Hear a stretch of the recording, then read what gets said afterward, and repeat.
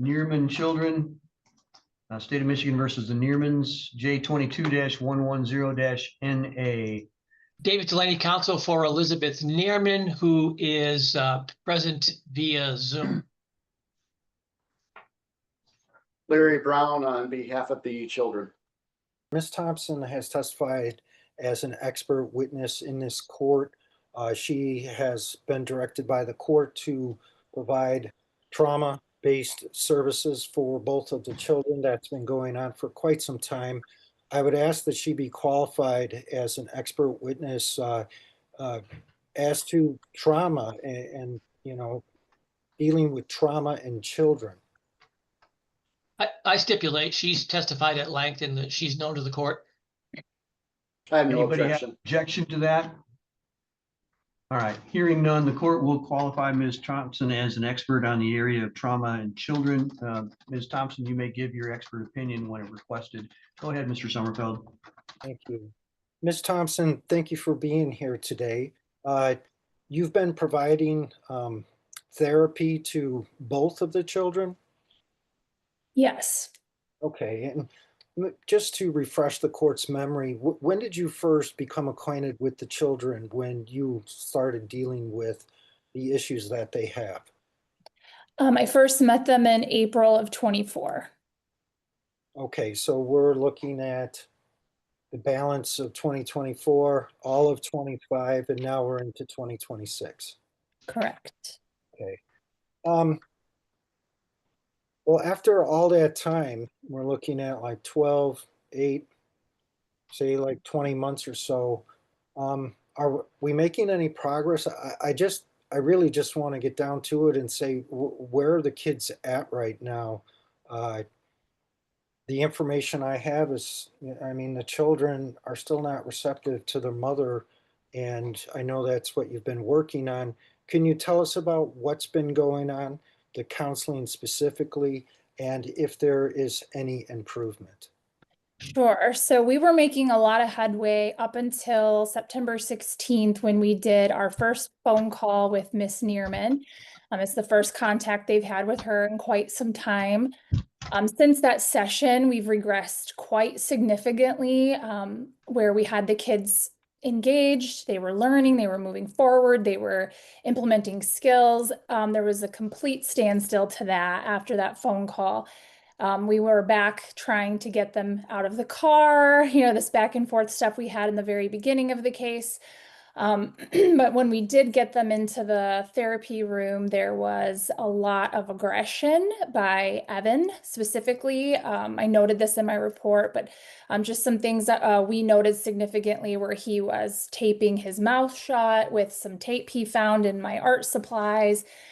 He was just being destructive with the toy, like just snapping things in half, stuff we hadn't seen from him before. Climbing all over. I mean, that's kind of common, but he was being aggressive in it. And then Erica started to do a lot of regressive behaviors. She was baby talking, telling us no. She didn't want to participate in anything. She would speak for Evan. So a lot of the controlling behaviors started to come back. And that went on for 3 sessions. With Miss Miller and I, we were trying to do it together to alleviate a lot of the dysregulation we were noting. At that point, we've had multiple team meetings. We're working together to what's going to be best for them. So we paused for the joint sessions because they were not fruitful. They were disruptive. We weren't getting anywhere. It was just causing more harm than good. And at that point, we had decided to pursue individual trauma treatment for Evan. So Erica had been receiving that with Miss Miller, but Evan had not been getting anything since CMH backed down their services. So I was requesting that he get a lot of trauma treatment because it was being reported to us that he was being aggressive at school as well. We have multiple video recordings from Miss Webb of just their behaviors, just back to square one. So that is where we're at today, where we've been pursuing those services. Erica's continued to get them from Miss Miller, but finding services for Evan was difficult. So just recently, as of the end of November, we decided to go ahead and have Miss Miller treat him individually for trauma also, because there was no one else able to do that. So that part is just beginning, and then we are going to probably resume joint sessions this week on Thursday. That's the plan. We wanted to continue phone calls. We wanted to continue gradual exposure to mom, but really what we're doing is taking one step at a time. And every time it's a little disruptive, we're taking a step back. So that's where we are today. Okay, so after 20 months, really, the children, if I understand you correctly, they were making some progress, but they weren't having contact with mom. And then they had a telephone conversation, and then after that, we've gone right back to square one. Correct. All right. So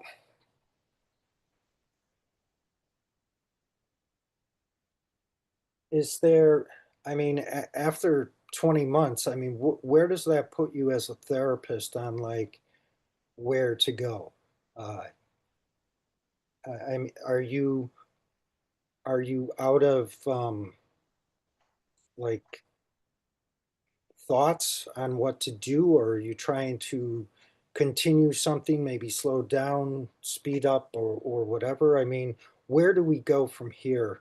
I mean, in order that when we look at reunification, the, you know, the children's ages, and really what is best for them, what is the next step here?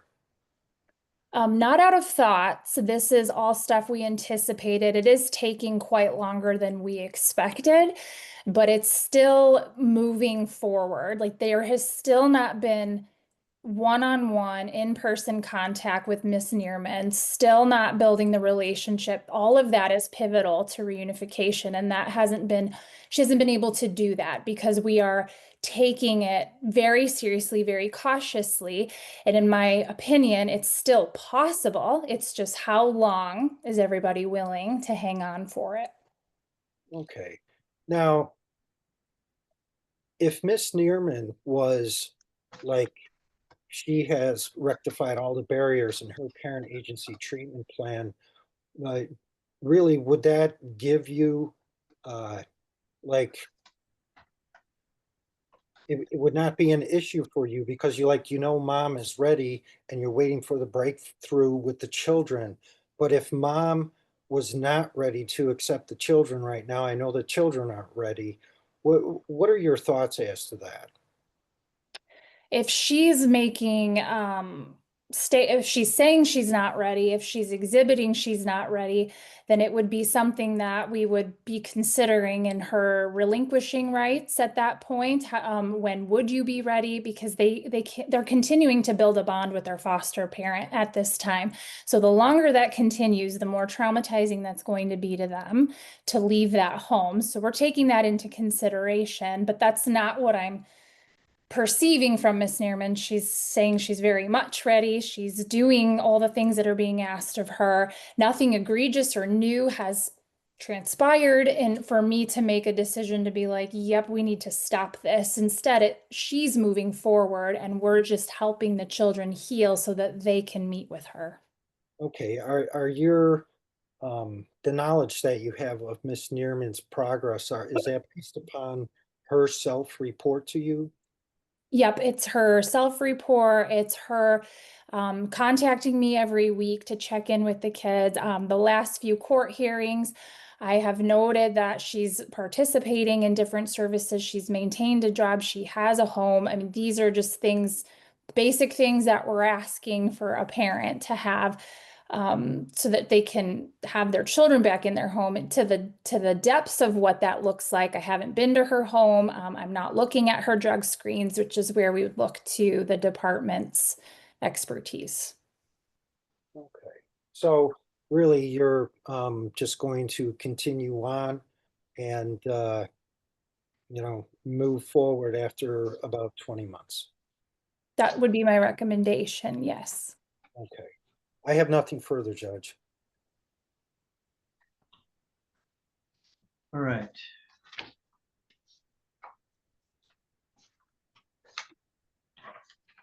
Mr. Brown, do you have questions for this witness? No questions, Judge. Mr. Delaney? A few.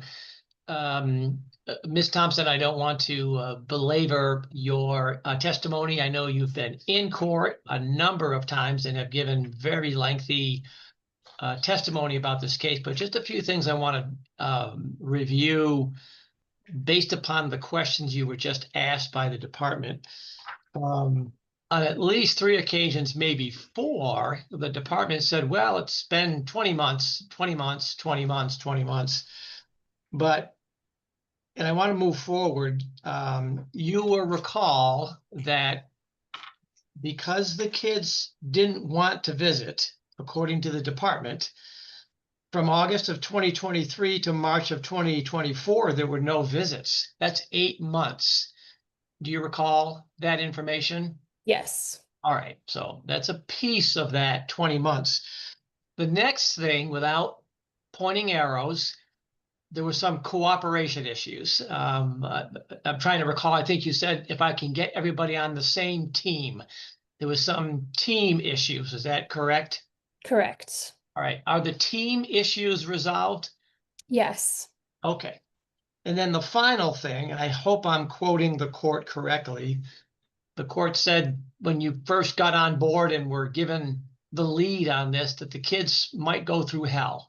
You remember that? Yes. I'm confident the court didn't mean that literally. We know what that means. And this is what it looks like when you don't have 8 months of visits and maybe some cooperation, that this is exactly, I wouldn't say exactly, but this is your department. This is not unexpected. Correct. Okay, thank you. No further questions.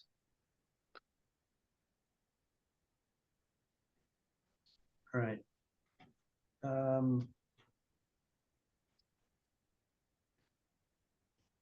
Ms. Thompson, and I understand if you don't have an answer to my question, but I need to ask, is there some timeline on the outer edges of which, or a ballpark that you could put us into for when the decision needs to be made, fish or cut bait? How long is it going to be? Are there any timelines for this kind of stuff where we have to say at some point it's worse for the kids to be left in this situation than it is if we just say that it's unfixable? Is there any timeline that you can give us? In the past, I would have said yes, based on other experiences, but these kids are different, and they have a lot more to work through than we all anticipated. So I do not have a timeline. I don't, unfortunately. It is really taking it day by day. We have shifted the plan so many different times. This has been quite the experience for everybody. So I'm sorry, I don't have that information. What I would be looking at is when a visit does occur, how did that go? How did Miss Neerman implement the skills that we have worked on? How did she recover? How is she attuning to them and bonding with them? What attempts are she making? Those visits are just instrumental in me making a really good decision on, is this possible? Can we keep moving forward? All right. Are there smaller increments that we can break things down into? I heard you testify that the kids needed the trauma help first, so that they had the ability to say, all right, if something happens, I have something to rely on to react to it. So I understand that. And now you're back to the point, all right, we're going to introduce the quote trauma of mom now in little pieces. Are there any additional smaller segments that need to be done prior to that process? Or are we at that right back to starting with mom again? We are right back there, where once Miss Miller has them regulated again, and we are rebuilding rapport all over again. Like that's what happens when we start something new with them. So once that's established, then I would be back in there with Miss Miller, working with her to reintroduce mom with phone calls. We'd pick up right where we left off. All right. Are there any other studies that you're aware of, any other techniques that you're aware of for doing things a little bit differently as far as reintroducing mom without having to reintroduce mom? And by that, I would mean, is there a way, is there a double blind kind of idea where the kids don't know mom's going to be there and mom doesn't know that the kids are going to be there, and they happen to see each other, but there's no real daily, right down to face-to-face contact. They just see each other in an environment where they don't know it's coming and they happen to see each other, and then that's it. Is there anything like that that's out there that you could draw information from? I'm not aware of any studies offhand, but I have thought of those things before. If we were to come upon each other, what would it be like? If it wasn't planned, would that assist in their like anxiety, anticipatory anxiety? What I am aware of is we have a technique. It's the acronym is EMDR, but it is an evidence-based trauma treatment where we can introduce future scenarios to the kids just by walking through it with them. We would do that with somebody who's afraid to ride on an airplane, and we would do, it's called flash forward technique, where we're walking them through it. What do you notice in your body? What is happening? What are you scared of? That is something that I have considered doing with them. It's just they have not been able to sit still for 5 minutes to get that to that point. But the other suggestions, like we are very open-minded in looking at what else can we do to assist them, but nothing I've looked into deeply. All right. Let me ask you to go there, to pull out all the stuff.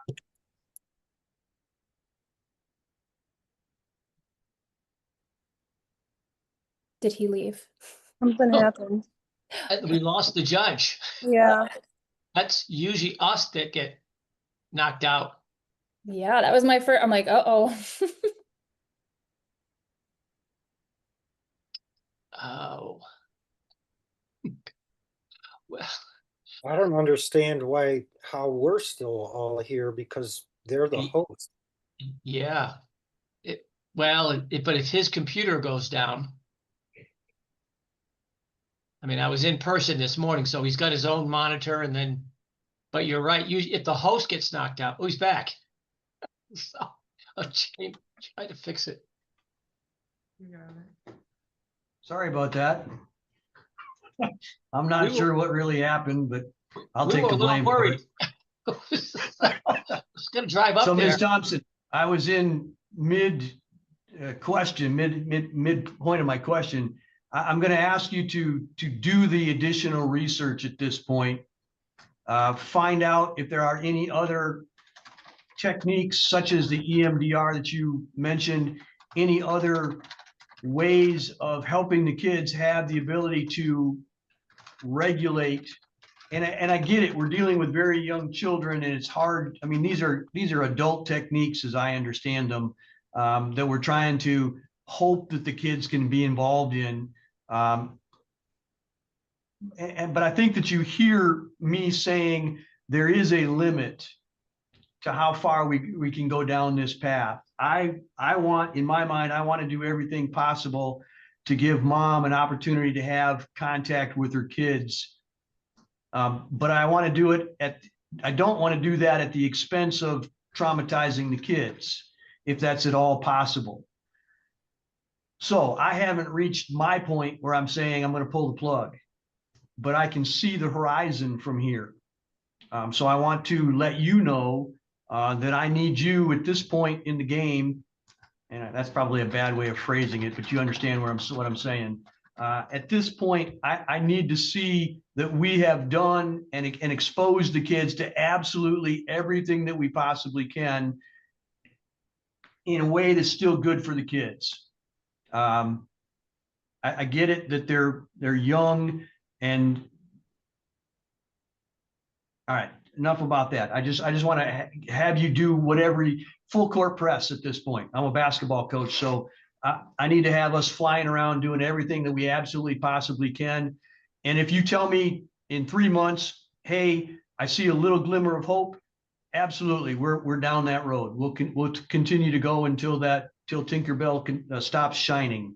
But at some point, I've got to say we have tried everything, and I've got to be realistic about this as well. So you're still telling me that there's a possibility. So I want to give you every opportunity to have that possibility.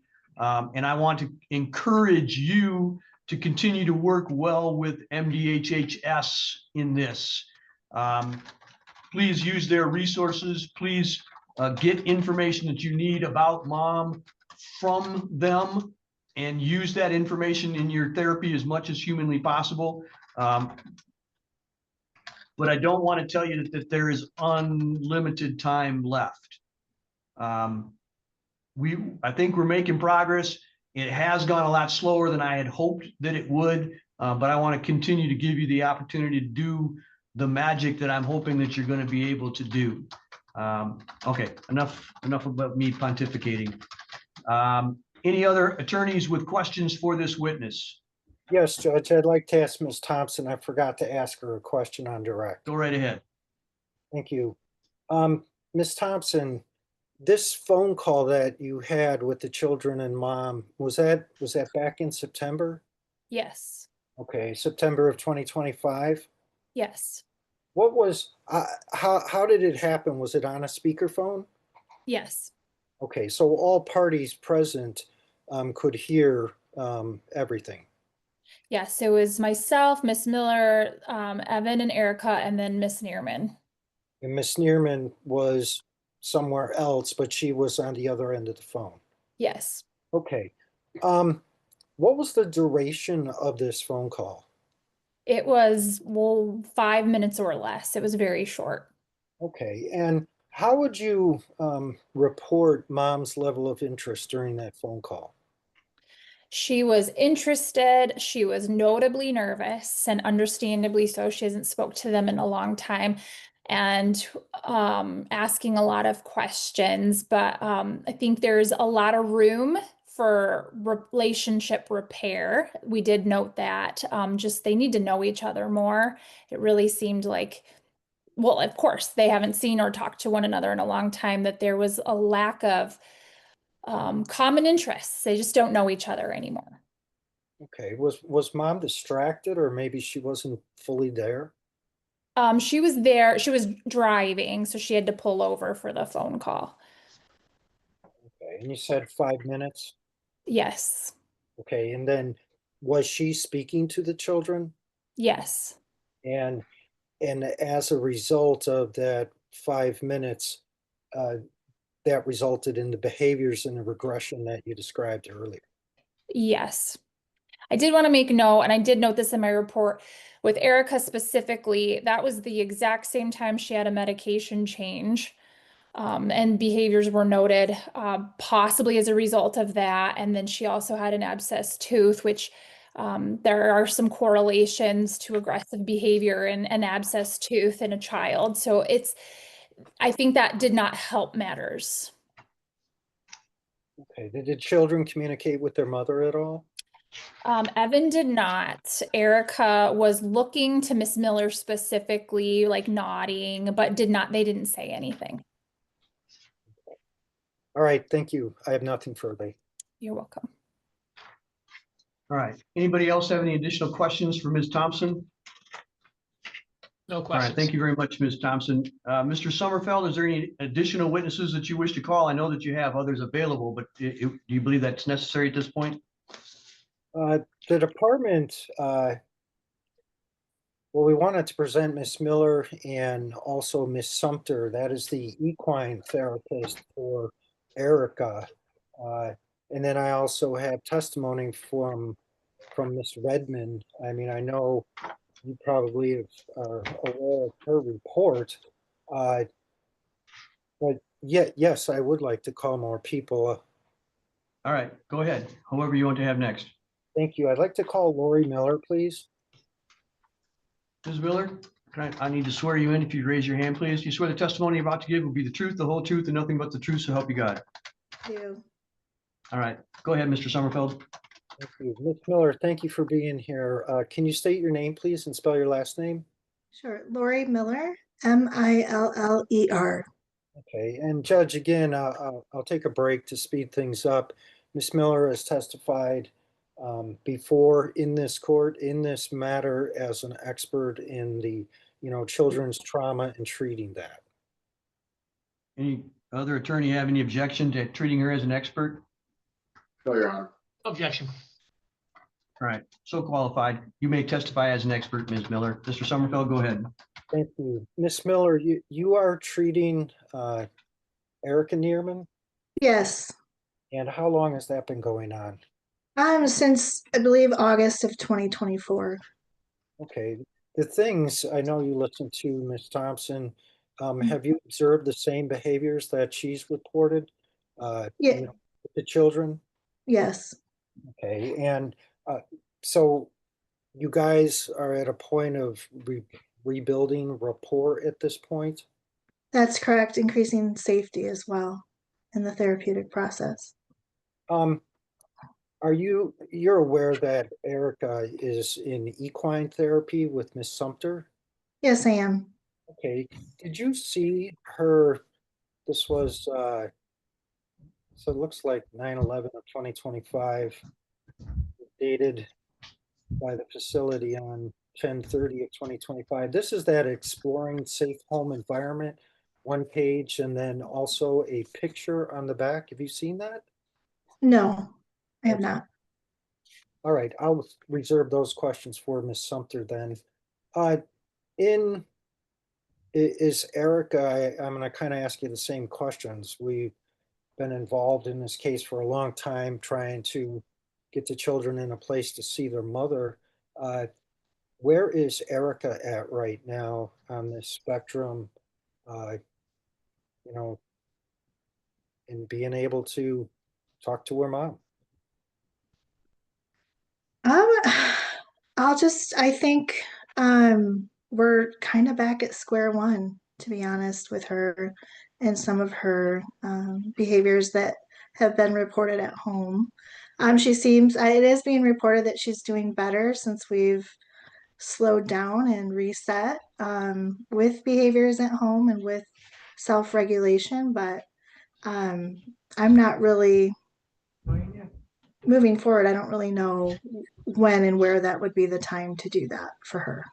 Okay, so this phone call was in September and you're still in a rebuilding process in January of 2026?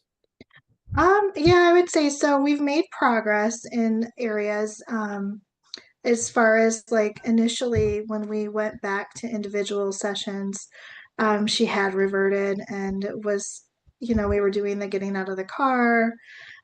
She's now coming in and smiling, and we're able to get coping skill. We're able to work on those coping skills, and we're able to increase some self-regulations and to address some of those things, but it's very carefully. Like I'm doing it very cautiously and very carefully.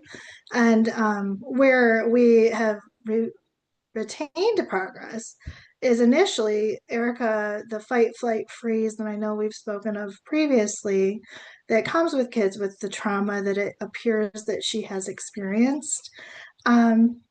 She would shut down like instantly almost every time if we explored anything. Like it was just a lot. And that's and then the fighting, which is what seems to be happening at home now, would be that, that hypervigilance mode of like she's fighting, just kind of sounds like she's just losing her mind and being aggressive with mom primarily there, foster mom. However, in sessions, she's able to communicate, she's able to talk, she's not shutting down, she's participating in some of those skill building exercises, which she's going to need whether or not you move forward in reunification or if the courts decide not to do that. And she's going to have to deal with the trauma that she's quietly, and whether it's disclosures or not, she's going to have to be able to handle that. And so we're continuing to build those things. If you look at it from an individual trauma perspective, then I'm providing the therapy services I'm providing individually for her. But as far as like reunification with mom, it was a big setback. Okay. And you were present at that phone call in September with the kids and mom? Yes. And would you describe mom's interest in the phone call the same way as Ms. Thompson? It wasn't, it wasn't anything profound to me. I don't know. I don't know mom. I've never had a conversation with her.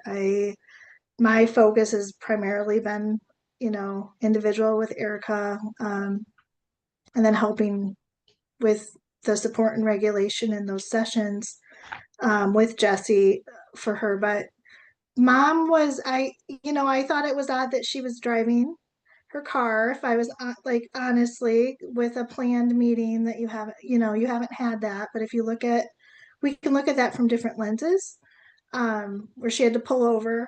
That was a little bit uncomfortable. And then one thing that I can understand it, and you can look at it, and we've processed it, and I'm not in a disagreement with Jesse, with Ms. Thompson at all. However, the inability to kind of understand why there's a reason Erica and Evan are having these responses. We don't know all of the reasons. We know some of them because of like different situations that have been brought to light. So I think it's Erica. It doesn't seem like telling them like I love you, and I can't even honestly, I didn't think about this question, but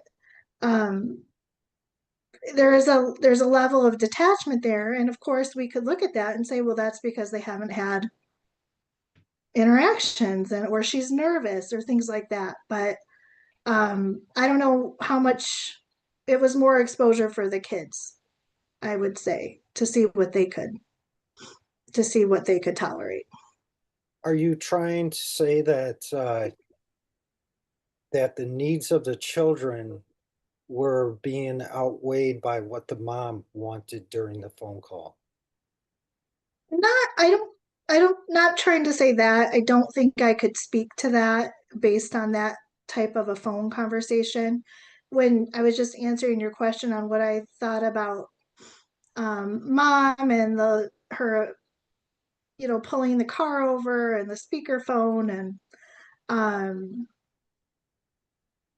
repeating to the kids that she misses them. Well, they're refusing to, we're getting a consistent refusal to have anything. They don't want to talk to her, right? We have these big behaviors happening, and just some awareness of that for these two children, predominantly Erica, because she's older, so she's speaking up more. But Evan was acting out more physically during that conversation. So we kind of got to look at both of those things and were able to see. But I wouldn't be able to make a statement on if I thought her needs were being put above the children or not based on that. Okay. Thank you. I have nothing further. Mr. Delaney, questions? I have no questions. Thank you. Mr. Brown? No, Your Honor. Thank you. All right, I have no questions for this witness. Mr. Sommerfeld, do you have another witness? Yes, I'd like to call Courtney Sumter, please. Thank you, Ms. Miller. All right, Ms. Sumter, if you'd raise your hand so I can swear you in, please. You swear the testimony you're about to give will be the truth, the whole truth, and nothing but the truth, so help you God? I do. All right, thank you very much. Your witness, Mr. Sommerfeld. Thank you. Ms. Sumter, will you state your name, please, and spell your last name? Courtney Sumter, Sumper. Okay, and how are you employed? I am an occupational therapist at Northern Michigan Equine Therapy. Okay, and can you tell us what is equine therapy? It involves horses? Yes, it's equine assisted occupational therapy. what we do is utilize a horse's demeanor and behaviors to help assist individuals self-regulate with emotions and feelings and to build confidence in everyday life. Okay, and have you been in equine therapy with Erica Neerman? Yes, And for how long? since September of 25. Okay, and what is the frequency of your interaction? Once a week, one time a week for 1 hour. Okay, and that's not something you do on Zoom, right? No, nope. You have to be present with myself and the horses on the farm. Okay, and in your opinion, has that been helping Erica? Uh, yes, I've seen great improvement from day one. Everything from eye contact. On day one, I probably had 15% eye contact throughout the whole session, and a minimal participation. And now she's able to participate throughout every session for the whole hour, has great conversation skills, is willing to participate in all of our surveying. We have, as an occupational therapist, my purpose is to meet the individual where they're at the time at that day, work on their goals in life and their occupation in life. And at this point in time for Erica, her occupation is to be a child, to play, to interact with adolescents and her peers within school, participate in school, and also interact with family appropriately and siblings appropriately. Okay, And she has shown tremendous growth in all of those areas. okay. Do you, I didn't really go over your education. Have you ever testified as an expert? I have once before, yes. Okay, can you tell us what, degrees or certificates or certifications, licenses that you have to be this horse therapist?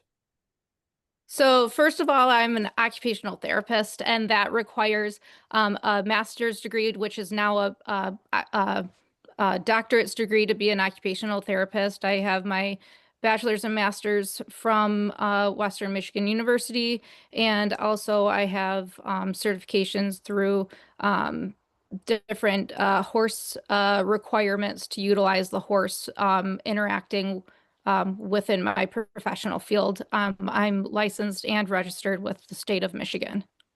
Okay, and how long have you been this type of a therapist with horses? 20 years. Okay, and approximately how many, well, let me ask you this first, is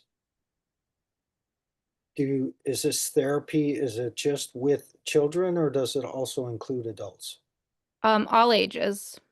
Okay, and can you tell us over the 20 years, approximately how many children have been involved with your unique therapy? At our facility, we have over 1,000 therapy sessions a year, so we're seeing at least 200 people a year at our facility, and I'm seeing a quarter of those people on a yearly basis. Okay, Judge, at this point, I'd ask to qualify Ms. Sumter as an expert witness in equine therapy as it relates to children. Any objection from council? No, no objection. No, you're not. All right, we'll qualify Ms. Sumter as an expert in occupational therapy with a use of equine therapy as a tool. Thank you very much. Go ahead. Thank you.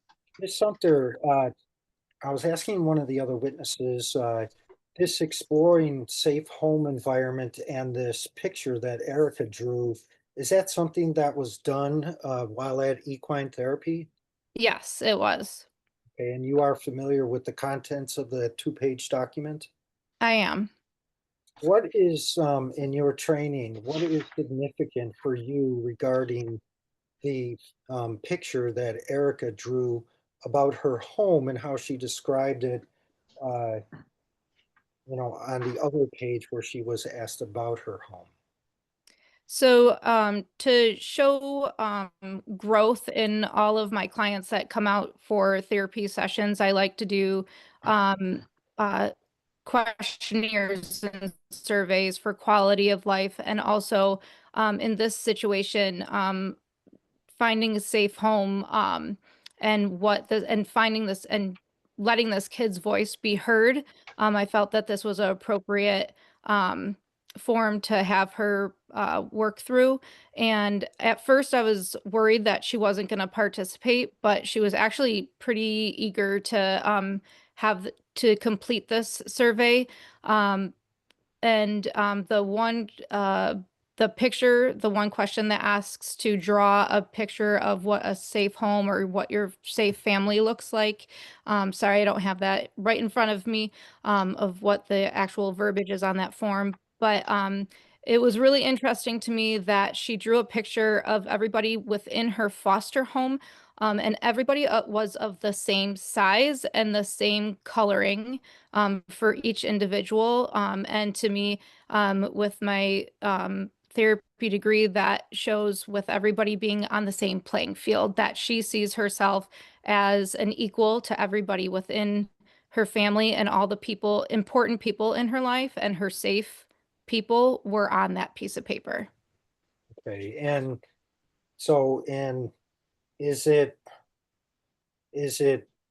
can we read anything into that the picture did not have her birth mother on there?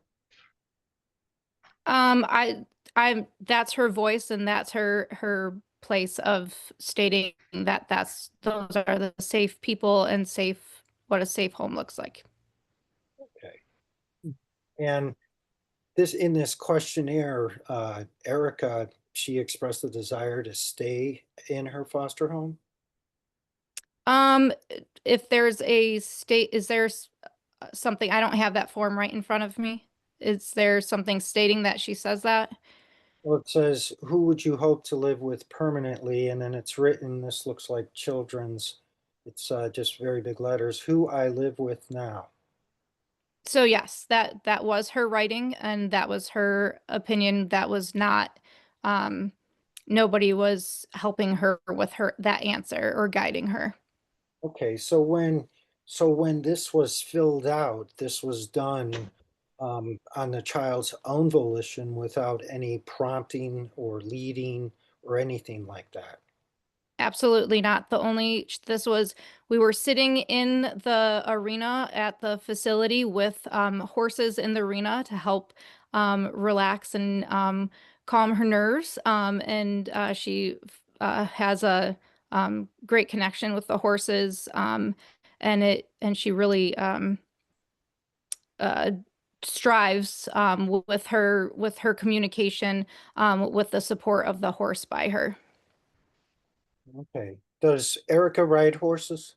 No, there's no riding involved in this program, in the program that she's in. This is not a recreational activity. And then just to sum it up, that Erica, you believe, has benefited over the last 4 months of equine therapy. Absolutely. Thank you. I have nothing further, Judge. Mr. Delaney, No questions, thank you. Mr. Brown. No, Your Honor, thank you. All right. I have no questions for this witness either. Mr. Sommerfeld, any additional witnesses that you have? Yes, I'd like to call Miss Redmond. I'll try to be brief, Judge, because I believe the court has made its decision, but I really appreciate the court's latitude here, since I had so many professional people under subpoena, and I do appreciate them all being here today. All right, Ms. Redmond, if you could raise your right hand, please. You swear the testimony you're about to give will be the truth, the whole truth, and nothing but the truth, so help you God. I do, Your Honor. All right, thank you very much. Mr. Sommerfeld, go ahead. Thank you. Ms. Redmond, will you state your name, please, and spell your last name? Clarissa Redmond, Redmond. And you are the foster care worker for Erica and Evan Neerman? That's correct. And the documents that were identified by the court, you are aware and have personal knowledge of them? I have knowledge and have I sent the majority of them out. However, I was surprised to learn today about the letter regarding the marijuana use and the letter regarding John Castle from his probation officer. I have not seen either of those documents. Okay, and those were the ones that were sent to us about 1 o'clock today, right? I believe so. All right. One thing I wanted to ask you, in several of the reports where Ms. Neerman was going to service providers and self-reporting, there was a difference between what was self-reported and what the department reported to the service provider. Can you tell us about that? Yes, so specifically, I think you are referring to the AWARE group that Ms. Neerman is participating in with Alice Galinsky.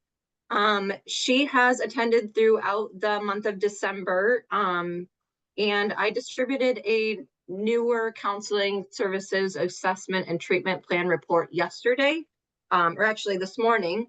But through my conversations with Ms. Galinsky, I learned that Elizabeth minimized the reason for the referral for these services. She felt that there was no reason that she is being referred, and honestly, that she didn't have anything to work on. That theme has continued throughout the month of December. And most recently, I got this report that states that she is denying ever being an aggressor in a relationship. So she doesn't understand how she can complete the assignments. Ms. Galinsky reached out to me after the initial intake appointment with Ms. Neerman, requesting more documentation on what had previously occurred. And she stated that the information learned from the department to myself was drastically different than what Ms. Neerman self-reported. All right. What would be an example of that, the difference of opinion between what you believed is true and what she was self-reporting to a service provider for help? Well, throughout the pendency of this petition, there have been numerous instances of her aggressive behavior towards agency staff, towards my direct supervisor. There has been instances at the Harbor Springs CFS office that have resulted in charges and convictions of disorderly conduct. There have been instances of her former partners requesting personal protection orders against her. And although they dropped it eventually, it did exist at one point in time. There was also an incident in which Ms. Neerman was under the influence of alcohol around Mr. Castle's children, in which she had gotten into a physical altercation with, I believe, his mother, and jumped on her back, and law enforcement was contacted.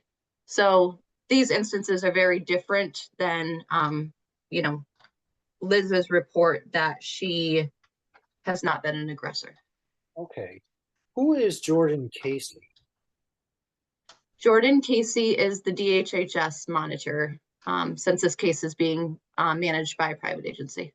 Okay, and didn't you get a personal phone call from her regarding Miss Neerman and an attempted drug screen that happened at the Crawford County Department of Health and Human Services building? Yes, I got an email actually from her yesterday detailing that.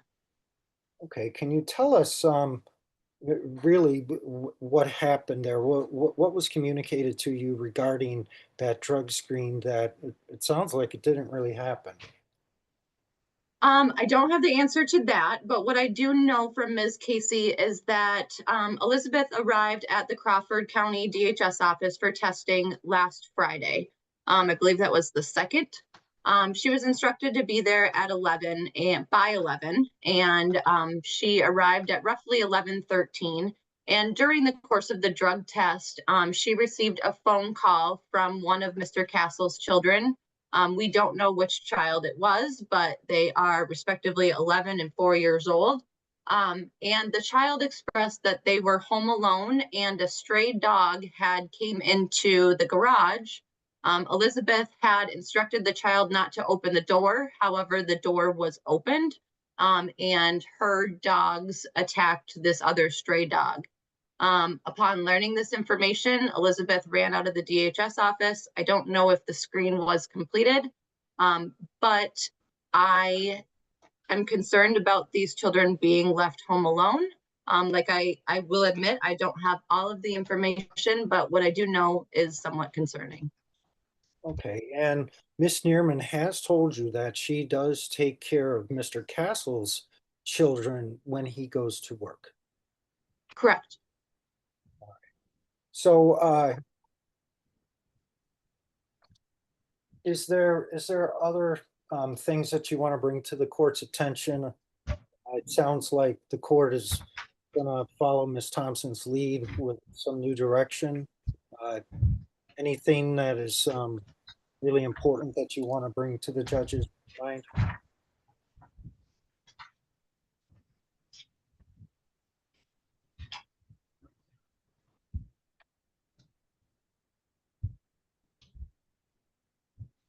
At this point, I would just rely on my court report. It's quite lengthy and has lots of details, so I won't regurgitate all of that, but I would like to redirect the court to page 5 for the services with Ms. Thompson, because I do believe that there are some differences in information in relation to her testimony and her letter. And I would also like to point out pages 6 and 7, the domestic relations section, because not only was it reported by Galinsky guidance that Elizabeth is minimizing, but John is as well. In my opinion, we are at a crucial juncture where openness and honesty need to be at the forefront so we can determine which way to go with this case. The inability by Liz to be honest up to this point, even about her relationship, has delayed permanency for these children. And like stated earlier today, they are bonding day after day with their current caregiver. So, and wasn't, I know this thing about Mr. Castle and like, oh yeah, he is my boyfriend, but he's been around for almost 2 years now. This was another thing where you were told one thing one way, and then later on we found out for it to be true, but all along it was denied of, no, it's not like that. It's not the kind of relationship that she's stating today. Why is that a problem? I think we talked a lot about this during the last hearing, but Mr. Castle has extensive criminal history that is very concerning and raises concerns about the children being around him. I know that he does have involvement with his current children, and that is beyond the scope of this case. But my concern lies with these 2 children, and I am concerned. I'm also concerned that I have been requesting a release from Mr. Castle for a few months now to speak with his probation officer to confirm details about his probation sentence. But rather than providing me with the requested information that was also ordered by the court for him to do, it seems like they are, kind of going around me and sending the information to the court, which doesn't allow me to ask follow-up questions. And just make sure that everybody is on the same page. Okay, and Ms. Neerman, does she still have the severe lung problems? She does. At the last hearing, she was also ordered to stop her marijuana use, which has continued into this reporting period. And I'm very curious about this letter that was authored to the court. I believe it's something along the lines of, she should be able to smoke, because Elizabeth said during the last family team meeting that she was going to be requesting this. It's very clear that in order to get the lung transplant that she needs to be free of all substances. So I'm concerned about her ability to prioritize her health, let alone the health needs of the children if and when they're returned to her. Okay, so really you're saying like, if she's not taking care of her health, then how can she take care of the kids? Correct. And if I could also add, Evan had some pretty extensive dental needs when he came into foster care that were addressed by the department and through grant funding. He had a cap placed on his tooth, on one of them, and it needs to be repaired again. So we are still dealing with the effects of the ongoing dental neglect, going back to the beginning of this case. Judge, I apologize for interrupting. Melanie Hunt will have to depart at 5. She has an appointment. I know we're supposed to start at 3:30 through no fault of the court. I've been before the court since 8:30 this morning, so you have certainly moved your docket well, but we're going to lose that witness, but I'll deal with that after the testimony of Ms. Redmond. Thank you for letting me interrupt. Is that correct, Mrs. Hunt? Yes, okay. So, Thank you for your time, Ms. Hunt. I apologize that we weren't able to get you in today. Any other additional questions, Mr. Sommerfeld? No, I'm finished, Judge. All right, Mr. Brown, any questions for this witness? No, Your Honor, thank you. Mr. Delaney, questions for this witness? just briefly, you indicated that Elizabeth has done some things that you believe are delaying permanency for the children. Is that correct? That's correct. Do you think that the 8 months without parenting time delayed permanency? I do not. Do you think that not having contact with your children promotes permanency with your children? Throughout those 8 months up until January, we continued to try to facilitate Zoom visits at Elizabeth's request with the children. However, they did not wish to attend, so visits were not stopped. I know we have discussed this issue in each of our hearings, and I'll leave it at that. Well, I didn't point fingers. I'm just saying there was no parenting contact for 8 months. That's my point. And my question was, does that promote permanency between the parent and the child when there's no contact for 8 months, irrespective of the reason? It certainly can delay it. But I think the needs of the children in those moments outweighed, and outweighed the need of that. And short of forcing them into the car against their will, there was nothing that we could do. No further questions. Thank you, Judge. Ms. Redmond, Ms. Thompson indicated that she thought that the communication level between herself and MDHHS was, and don't quote me on the phrase I'm going to use, but it was going okay, going well. Is there anything else that you could be doing to keep the lines of communication between MDHHS and Ms. Thompson and Ms. Miller, to keep that open or to make it a better communication? I don't think so at this point.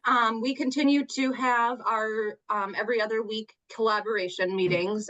Those were kind of on hold for the holidays as everyone was in different directions, but we are back in the schedule. We start up again next Tuesday.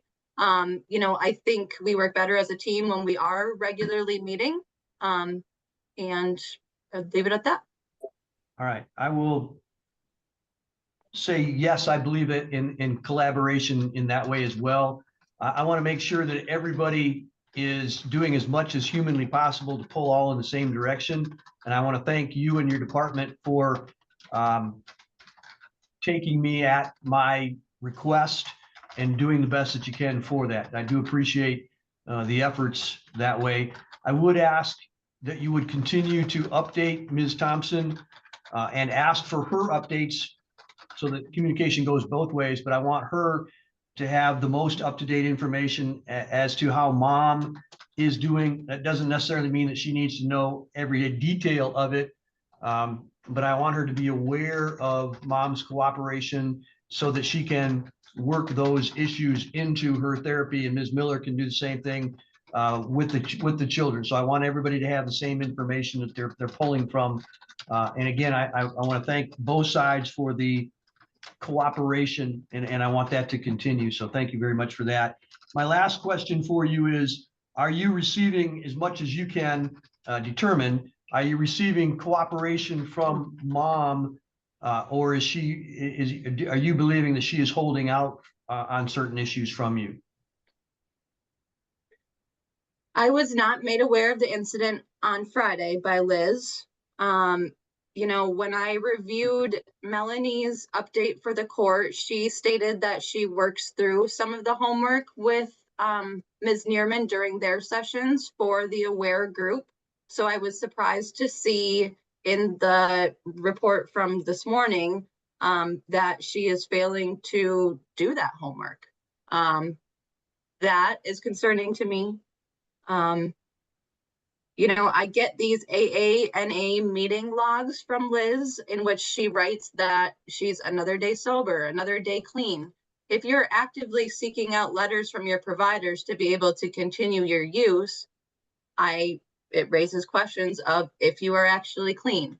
You know, I've had the same concern all along about honesty and openness, and I'm still concerned that I'm not getting the full picture. All right, thank you.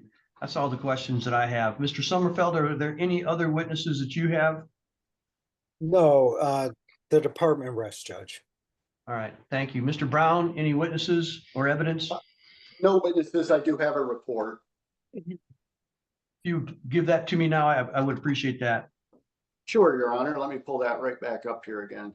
The kids they were actually doing very well when I met with them. They were, Evan was a little more shy. Erica was sitting next to Christy. She didn't really want to talk. I found that whenever I talk to them, I got to kind of ease them into that kind of a thing and just ask them some questions about school or what they're doing or what they like to do. But she, excuse me, she did say that she is doing pretty well. She got a lot of stuff she wanted for Christmas, a sketchbook, some bracelets. She was going over how she really is into Barbies and loves Barbies. And one of her favorite things that she got was something called a VTech watch. I guess it's a smart watch. It's not really smart. Maybe it doesn't connect to the internet or something, but it's something that she really wanted. And then Evan had to kind of butt in, and you know, he's holding his cat and he's kind of warming up a little bit. He was looking through his Chronicles of Narnia books and going through those, and his favorite, I guess, is Prince Caspian, which I guess I don't know that one that well, but they were a little nervous. Pardon? It's a great book. I'm a lion, the witch, and the wardrobe, I guess, but they had just gone to see the movie David. They were actually a little nervous at first. They remembered who I was, but if you ease into it, I find that they really warm up quite quickly. And I have no issues with where they're currently placed. And when I spoke with them this time, they were actually doing very well. All right, thank you very much. I appreciate that information. Mr. Delaney, I know that we lost a witness for you. Any other witnesses or evidence that you wish to adduce today? No, thank you. All right. Mr. Sommerfeld, any closing statements? Judge, not really. I believe the court has made its decision with its dialogue with Ms. Thompson. Our court report left the answer of where we're going up to the court. And I believe the court is going to give some more time, and the department will do what we can to continue the goal of reunification. Thank you. Mr. Delaney, any closing comments? I do believe also, based on the court's question, that the court's going to continue the plan. If I'm misreading that, I would like to call Ms. Hunt at a hearing to be continued whenever the court could do that. But I believe we can all read the room here. And Ms. Thompson has been at the key of this because she's seeing the children, not because her testimony is more important than anybody else's, but she's at the center of that. I did want to say that the court asked the question that we're all going to be asking, and that's fish or cut bait. And I thought Ms. Thompson's response was apropos, and I'm going to generalize her response. Yes, in other cases, but that's not this case. And I agree with that. This is a unique case. I think that I don't allocate responsibility on trauma, but certainly Elizabeth was at the center of that with the overdose. I'm not casting blame or aspersions, but that contributed to trauma. But also, Judge, and I'm reluctant to revisit this issue, but I must, based upon the questions that come out in this case, is that 8 months, and I've been involved in this case from the beginning, that the kids didn't have any contact, and resentment can build during that 8 months. I'm not the trauma expert here. Then when we finally got going, there was some cooperation issues, and those are factors. And I'm not excusing what happened to Elizabeth at the very beginning of this case, but what happened later has to be factored. And I think the court does factor that by giving more time, but that's rearing its head. I just can't tell how much. Are they responding to what happened to their dad, and how much? Or is it the 8 months, and what happened during those 8 months that they weren't having what was being said to them? But I want to move forward. I want Ms. Thompson and all the other people here to do their good work. But those are factors, and I think it's one of the reasons that the court said the kids are going to go through hell. No one wants that, but I think that phone call was a response to that lack of 8 months. And the trauma with the overdose, I do believe. And then finally, I think that Elizabeth continues to stay clean, which is remarkable. The tension is still there with the department. It's a lot less than it used to be, Judge. Before the court took the bench, it was significant. But Elizabeth is doing well. This is the first time that I can remember that she said to me today, "But we could do it by Zoom." We always had to be in person for good reasons, but her behavior has changed so much. I know it's after 5, but I've been with her in court so many times, Judge, and I think she changed her medication, but she's improving. She's recovering from this trauma, where she would speak out numerous times in court. She didn't say a word today. Maybe some head shaking, but that's normal. But I see so much improvement with her. And now it's about the children. It's always been about the children. And I would have called Melanie Hunt to testify to that. So those are really the remarks that I want to make. Thank you. Thank you, Mr. Delaney. You are reading the room correctly, so I don't think there's any need to call Ms. Hunt at this point. If I thought there was, I would give you that opportunity at a later time. Let me just say this. I get how difficult this case is, and I get that people have different viewpoints on where we're at and why we're here. I intentionally spoke to Ms. Redmond about her cooperation level, and I want Ms. Thompson to hear the same thing.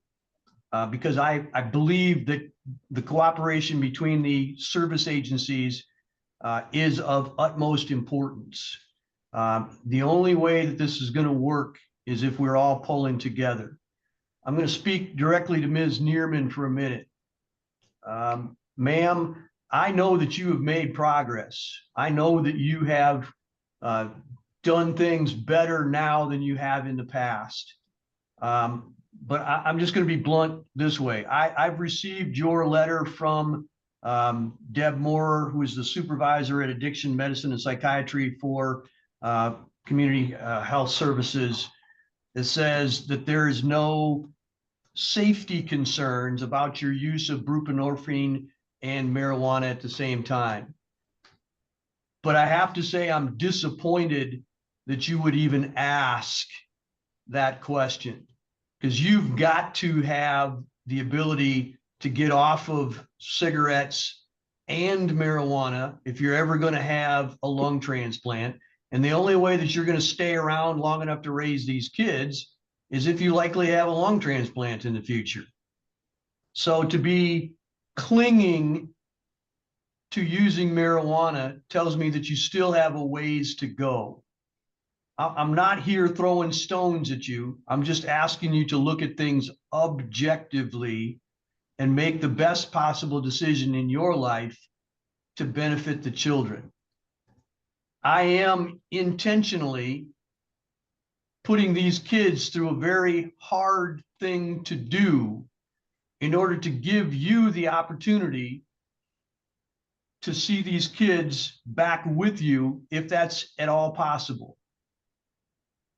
So I need you to be cooperating as much as humanly possible, just like I'm asking Ms. Thompson and Ms. Redmond and their departments to cooperate.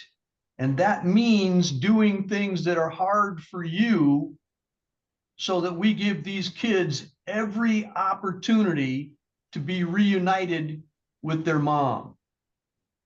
I can't have you pulling in the wrong direction. I'm not making a finding that you are at this point. I'm not making a finding that you've done anything wrong at this point.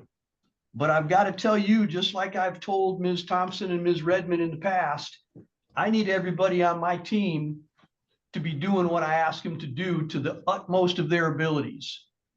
And the only way that this bus gets where it needs to go is if you do that too. So everybody, please keep it up for the kids. Whether you like it or not, whether you agree with me or not, this is the way the bus is rolling. And until I can decide that we've exhausted every opportunity to do otherwise, this is the way that the bus is going to roll. Ms. Neerman, if you're not going to be on the bus, I will make a decision and we will stop this process. Because these kids, I'm not going to put them through it for nothing. If you're not going to be 100% committed to this process, then it's not worth it to put these kids through it.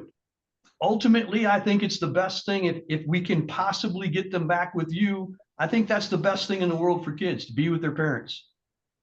But if you're not going to make 100% committed effort, I'm not going to put these kids through the trauma that it's going to take to make that possible. I'm just warning you. I'm not telling you I've made up my mind. I'm just warning you. So I am going to continue down the road. Ms. Thompson, I want you to redouble your efforts. I've already talked to you once about it, so you're not hearing anything new. Ms. Redmond, I know what your concerns are, and I appreciate every time that you bring them to my attention. So I'm not mitigating, I'm not neglecting. I know what they are. I know that you have them, and you wouldn't be doing your job well if you weren't bringing them to my attention. So please continue to do that. But having said all that, I need to have your agency and the resources of your agency pulling in this direction and continuing to pull in the direction that I'm trying to lead it. And I appreciate how hard that is for everyone there. Ms. Sumter, thank you for the progress that you're making with Erica. I appreciate that very much. Ms. Miller, same to you. I appreciate the progress that you're making in helping these kids learn how to deal with trauma and so that they can make progress toward being reunited. I do appreciate all of that. Having said that, it's been a really long day for me, and I know it's been a really long day for all of you, so I'm going to shut up and get done with this case for today. We will keep Erica and Evan under the jurisdiction of the court and with the referral to the department and for supervision and care. Erica and Evan will remain in their current placements. And would anybody who has contact with foster mom, would you please tell her I absolutely love her. I don't know her, but I absolutely love what she's done for these two kids. And would you let her know that she is doing so with my utmost gratitude? Thank you very much. I appreciate that. So we will keep the kids in their current placement in foster care. Elizabeth Neerman and John Castle will follow all the aspects of the parent agency treatment plan, and they will begin to show benefit from those things. Ms. Neerman, Mr. Castle needs to do a release so that we can have access to whatever we need to have access to him. If you're going to have a relationship with him, the department has to know, and we have to know what the circumstances are of his criminal cases, his contact with his kids, all of that stuff has to be. So if Ms. Redmond asks for it, it needs to be done, and not tomorrow, it needs to be done today. Same thing in your life. If you're going to be going to counseling, you need to be open and honest with those counselors. You can say that you disagree with certain things, but you need to say, well, DHHS says this happened. Here's my thing, but you need to be honest about what the other side is. Don't let your counselors find out about it from somebody else. You need to be telling them what the real deal is. Permanency goal for now will continue to be reunification. We'll reassess in 90 days as to where that goes and what it does. Does anybody have any questions for me about what needs to be in the order? I do not, Judge. No, thank you.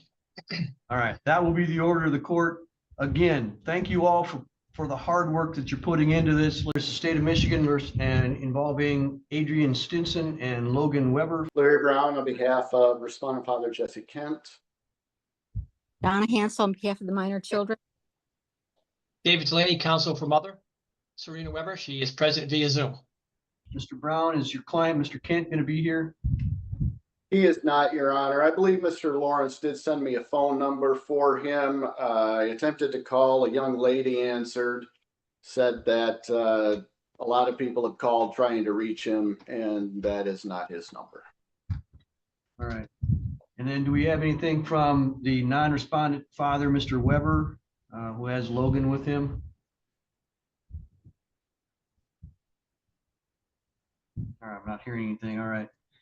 We'll get started then. I do have a copy of the Wellspring Court Report for today's hearing. That's signed by Ms. Kirchhoff. Is there any other documentation I should have, Mr. Sommerfeld? No, that's all that I have, Judge. I know today was set for a pretrial for mom. But at the last court hearing, the court specifically said, hey, I'd like something a little more detailed about, the boys and mom and what's been going on, because this is still a pre-adjudication case. Right. All right. So, Mr. Delaney, how do you wish to proceed as to the pretrial that we have for today on your client? Did we receive the report regarding Serena from Mr. Dick? I haven't received a direct communication from him with respect to the I think the competency. Judge, what's not clear to the department is that, and part of this is in Ms. Kirchhoff's report, Serena has reported that she didn't participate in the evaluation and she was deemed competent. However, there's been a further request to have a reevaluation. I don't know the status of that, and that was an issue in this case as far as tendering a plea based upon issues of competency that were raised upon the same facts in a criminal matter, which is currently proceeding in the Otsego County Circuit Court. Yes, it's my understanding that there was a competency examination by the Center for Forensic Psychiatry, that report came back that she was competent, that her attorney requested an independent examination, and that we have been waiting for that independent examination status to be given. I don't know the exact outcome or the exact procedural status in circuit court, as I don't have access to those records myself as a sitting district judge. So I'm kind of in the same boat that you, all the other counsel are at. We're waiting on Mr. Dick to apprise us of that. And I simply have not had any communication as to that specifically or anything beyond indicating that they're still waiting for that report. So that's the last information I have. Does anybody else have any additional or newer information than that? I do No, not. and I appreciate that update. This is new territory for me, to have a criminal competency exam, first of all, and then to have a reevaluation of that.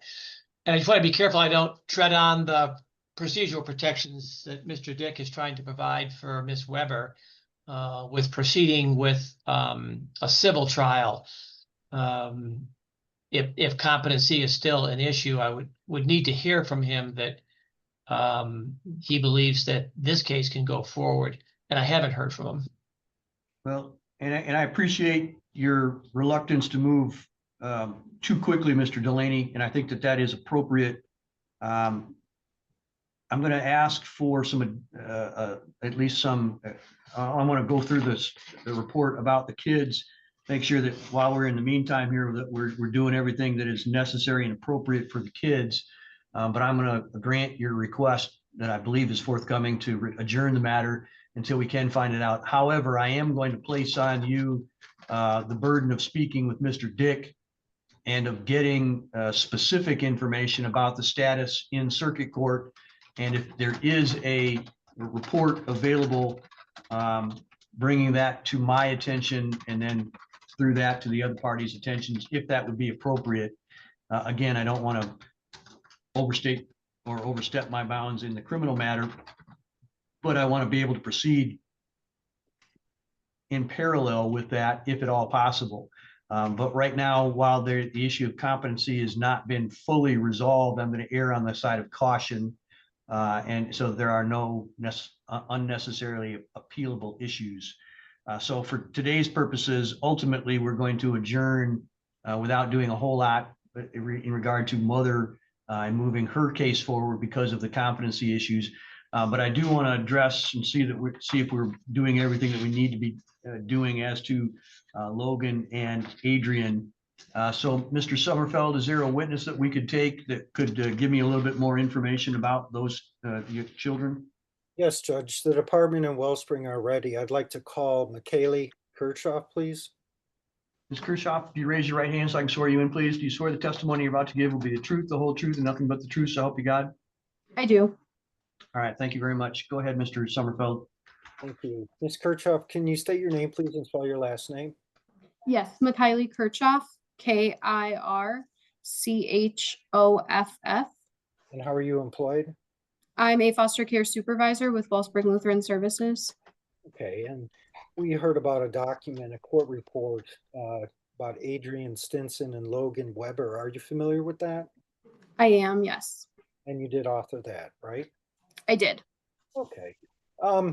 Let's talk about Adrian first. I don't really know where to start, but there's he's almost 18 years old. Yes, he turns 18 in April. Okay, and the court report describes a lot of problems about not going to school, possible criminal charges, going to live with his mother when he's not supposed to be there, and other issues. Can you talk generally about, you know, what is your version of how he is doing right now? So Adrian has had quite a few complications over the course of the case. I've had many conversations with him about the decisions that he continues to make and how it could be detrimental given the fact that he's going to be 18 very soon. Adrian has some unaddressed mental health concerns that he is refusing to address. I was able to get him into services through CMH. He attended about 3 sessions and then said that he didn't want to attend anymore. He has a substance use history. He's reported to me kind of sampling or experimenting with many different substances in the past. Most recently, he's noted that he only uses alcohol and marijuana. And even more recently, like mid-December, he had reported that he had stopped drinking alcohol altogether. There are concerns that he has been using cocaine. Multiple adults in Adrian's life have reported to me that they've found trays in his belongings with white residue. When I've discussed this with Adrian, he denies. He reports that he's not using cocaine, that he's not sure where that information would be coming from. Adrian also has a history with the criminal justice system, including being involved in probation prior to the opening of this case. He was unsuccessfully discharged from probation because he was not following the guidelines. In September of 2025, Adrian was involved in an incident in Grand Traverse County. He's not receiving charges for that incident because the police found that there was no criminal involvement on his end, but it attributed some more poor choices on Adrian's part. He had gotten in a vehicle with somebody he had just met who, lo and behold, had stole the vehicle and was under the influence of multiple substances. They were involved in a high-speed chase. The car had crashed 2 times prior to Adrian and the driver getting out of the vehicle and actually being apprehended by the police. As you noted, there's been concerns that he's been residing at Serena's home. That was confirmed on 2 separate occasions. One time was for about a month, and the second time was for about a week that Adrian was residing in that home. Adrian has been more than aware that he is not allowed to be in the home. He reported to me that he didn't want anybody to get in trouble, but that he wasn't sure what else to do, so that he went to his mom's home. The most recent concern with Adrian, I had received a centralized intake in early December that there was a concern he had potentially gotten another minor female pregnant. When I spoke with Adrian in the middle of December, he did report that that was accurate. He is very concerned that he will receive criminal charges because he is 17, almost 18, and the minor child, or the minor female, is only 15. So at this point, last I had heard, his girlfriend does plan to keep the child, and Adrian plans to support her in that decision. Okay, and he's also not going to school. Yes, correct. He, throughout the duration of this case, has not attended school. He has a Chromebook to attend. I believe it's E2020. In early December, he had reported to me that he returned the Chromebook to the school because he was having issues with it, and that he was hoping to get a new one so that he could restart classes. All right, and how's he able to do all this stuff at his foster placement? So he was placed with his grandmother through a majority of these concerns. Grandma, while wants to be supportive, does not necessarily supervise Adrian in the way that is likely appropriate given his history. She feels that he's close enough to being an adult that he should be able to make smart choices, though we recognize that that's not Adrian's history. More recently, he was moved to an independent living program. He's still residing in grandma's home. She did not want to be responsible for Adrian any longer. We do not have any foster homes that would be willing to take in a 17-year-old with his type of behaviors and needs. Independent living is the best program for him, in hopes that we can help him prepare for turning 18, though he does not seem very open to participating in typical independent living programs or classes. He has not participated in MYOY and does not want to participate. So there are some concerns that once he turns 18, he could find himself in some trouble just given his history. All right, and then I'd like to talk about Logan Weber. Is he still in Arizona with his dad? He is, yes. And I've spoken with Mr. Lawrence. He's talked about a video walkthrough of the domicile for the minor child. And, he said that it was appropriate. Do you have similar information, or do you know of that? Yes, I participated in the same walkthrough that Mr. Lawrence participated in. I would add that since that walkthrough, Mr. Weber has sent photos and a video, likely to myself and Mr. Lawrence, of the home, showing that Logan now has a bedroom, which was a concern that we had during the walkthrough, that he had not had a secure bedroom, but he does now. Okay, and what about Logan's education? I mean, he's much younger than Adrian. Uh, is that taking place, or is there some lag time in that too right now? There is concern that Logan is not involved in school. Prior to leaving the state, Anthony had reported to myself that he had talked with the teachers at Gaylord Intermediate School and that Logan would be participating in online schooling. I had followed up with the school towards the beginning of December and received a phone call right before holiday break stating that Logan was not enrolled as a student. I did call the school today to confirm whether that meant that he was not enrolled in person or if he was not enrolled altogether. The school reported to me that they do not even offer online schooling. So that was not a conversation that was had. The school reported they were aware that Anthony and Logan were moving to Arizona. They did not report to me that they had received any sort of transfer paperwork or anything like that from any school in Arizona. Okay, and are there, is the department, through your agency, is it working through the interstate compact to assess the environment in Arizona? Yes, I almost have the packet completed to send over to ICPC. I will be sending that to our counterparts over at DHS for their approval, and then it will get sent to ICPC to start the evaluation in Arizona. Okay, and as your report indicates for both children, they are healthy and there's really no pressing issues medically for both of the kids. Correct. Logan is behind on medical and dental appointments. Both Serena and Anthony have reported that he hasn't been seen in likely years. Anthony had reported that he would be seeking medical and dental care for Logan once they had gotten to Arizona. I've not heard an update on whether or not that's occurred. Okay, do you have communication with Mr. Weber? I do. It's a little bit infrequent at this time, but I do have communication with him. Okay, and you do have an actual address for them in Arizona?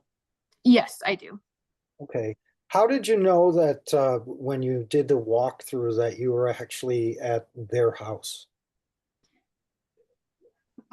His girlfriend, who he's residing with, was also present. Their belongings were in the home. There wasn't a concern that it was like an unlived in home or somebody else's home at that point. The photos that Anthony supplied to me just a few weeks ago matched the, I guess you could say, like aesthetic of the home that was shown in the video. You could tell that it was the same home. So you didn't get any proof of like, you know, hey, here's the front door and here's the address on the house. No, we did not. Okay. And then is mom, has she been entertaining any voluntary services at this time? She is involved in services through Catholic Human Services, and she participates in random substance screens with the agency. Ms. Weber has had a few hospitalizations for mental health debilitation over the course of the case so far. Currently, her Catholic Human Services counselor is targeting both substance use and mental health. And then your report indicates that in December, Serena indicated that she was using methamphetamine when Aiden was still in the home. Yes. So Adrian had reported to me that when he was residing at his mother's home, he was concerned that she was using. He felt that he was maybe experiencing symptoms of withdrawal because Miss Weber typically smokes her methamphetamine. When I had a conversation with Miss Weber about this, she did say that she was using while he was there, but reported that it was only when he wasn't physically in the home. So he would have been at work or something like that during the time that she would use. She reported that when he was physically there, she was not using. Okay. Mr. Brown has indicated he hasn't had successful contact with Jesse Kent. Have you? I have not. Okay. Is there any update to the court that, you know, between the last time and this time, anything that you found out regarding where he is? All I know about Mr. Kent is that I've been told he resides in Alger, Michigan. I was contacted by the Otsego friend of the court stating that he had given DNA and that they needed a sample from Adrian so that they could confirm that the two did share DNA because Mr. Kent is not legal father. Okay, at this time, you're asking the court to encourage voluntary participation for mom. Is that true? Yes. And what are you asking the court for regarding the boys? Regarding Logan, we would ask that the court ensure Mr. Weber gets Logan involved in school and is seen by a doctor and a dentist. I know the court had told Mr. Weber in, I believe it was November when this was originally addressed, that he was not to leave the state unless it was for a vacation and that he should return to Michigan. At this point, I don't have any indication that he plans to return. He has reported that he plans to, but he has changed his phone number to that of a phone number with a Phoenix area code. I know he has asked Ms. Weber to submit a letter or a statement stating that she is okay with them staying in Arizona. So I think it just needs to be outlined by the court exactly what their determination is for Anthony and Logan's home situation. As for Adrian, he's participated in probation before. At this point, it seems like he would continue to refuse to participate in that service, considering his participation in services with foster care in general. I'm not sure it would be of benefit to try and force him at this point, but I do think he needs some additional monitoring just based on his behavior concerns. All right. Is there anything else you'd like to offer this afternoon? No, I don't believe so. Thank you, Judge. Nothing further. Thank you. Mr. Brown, questions? No, Your Honor, thank you. Mr. Delaney, questions? No questions, thank you. Ms. Hansel, questions? Just a couple. Is it my understanding that Adrian left his grandma's care and went into independent living, but now is back with? Is that correct? So he's under the independent living program umbrella, but residing at grandmother's home, yes. As a stable place for him. He would like to secure his own housing, but because of being the age of 17, he needs a co-signer and does not have anybody appropriate to do that. Okay.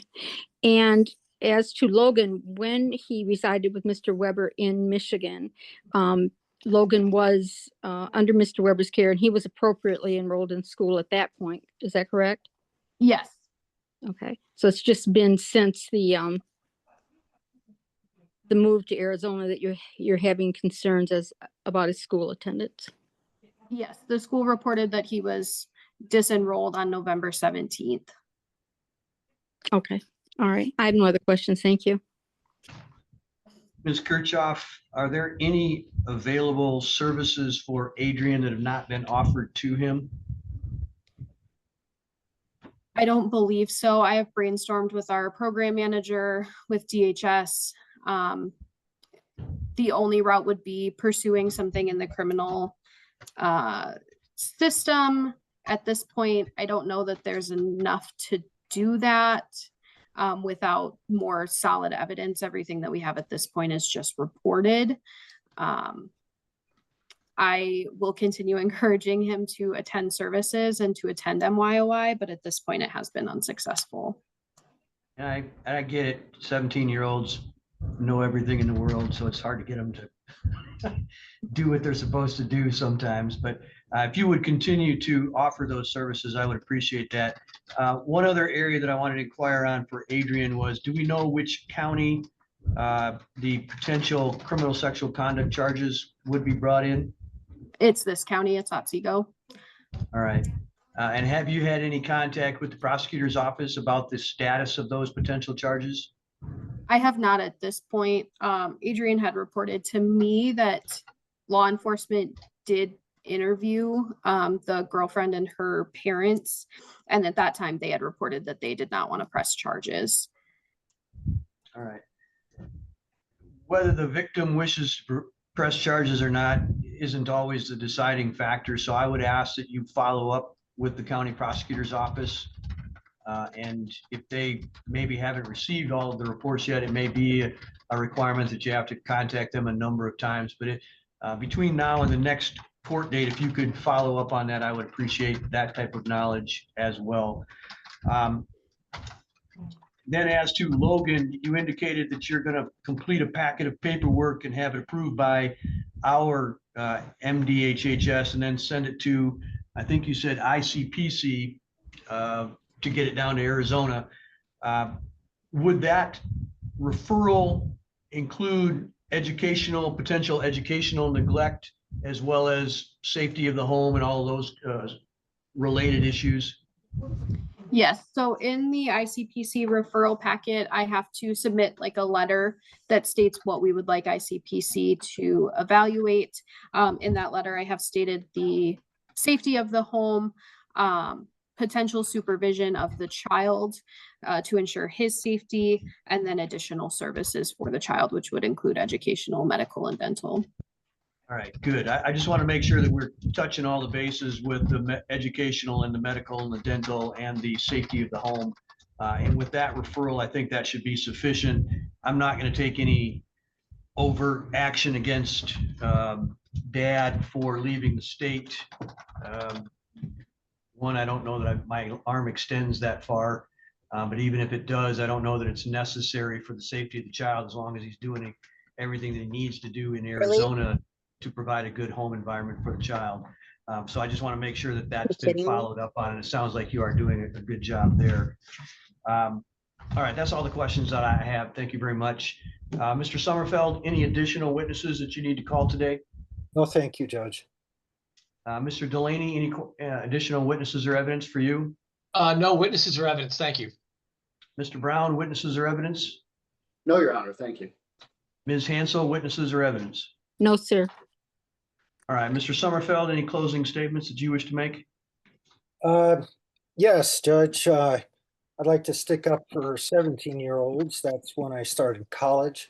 So maybe the court was correct. Maybe some 17-year-olds know what they're doing.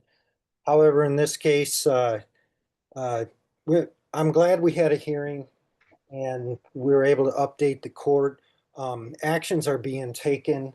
I do find the court's pause for mom. I'd like to get that answer too regarding competency, and we don't seem to have that yet. So I normally am not comfortable with that approach, but I think it really fits here under the circumstances. And I think the right things are taking place for both of the kids. Ms. Kirchhoff is doing a lot there. And we heard that mom is, doing some services. There are things in the report and things that she reported that are still not positive.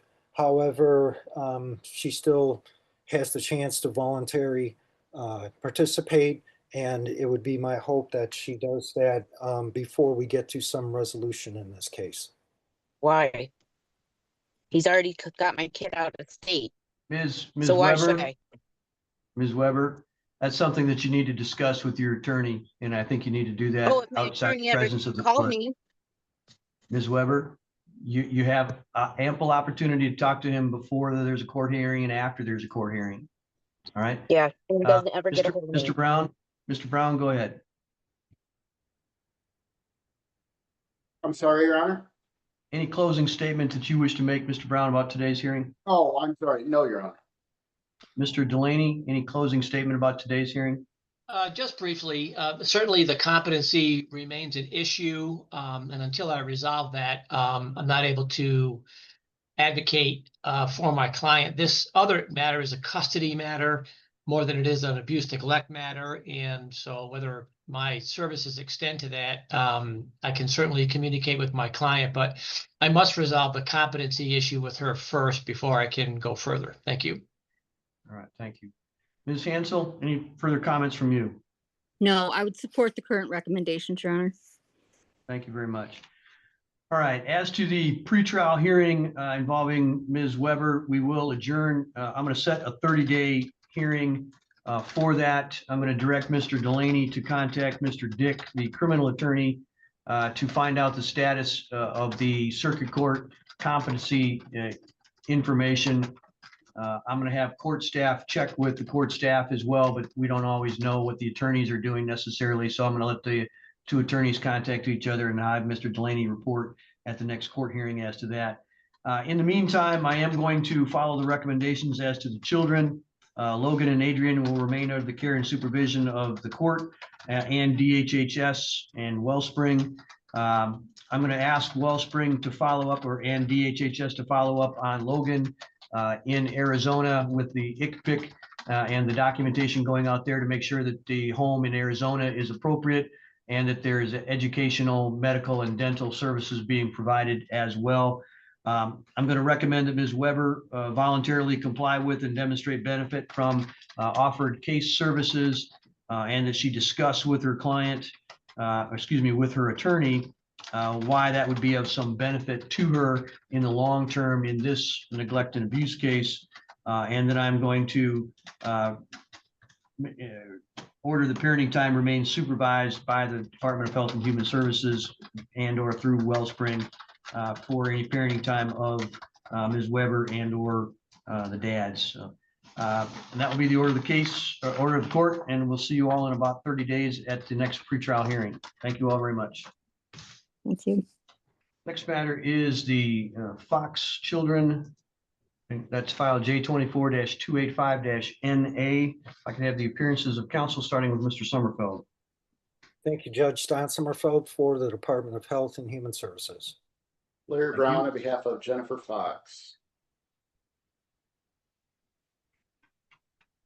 Donna Hansel on behalf of the minor children. Thank you. David Delaney, counsel for Randall Fox.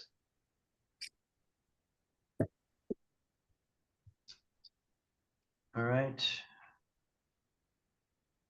Looks like I see Randall and Jennifer with us as well. Thank you very much for being here.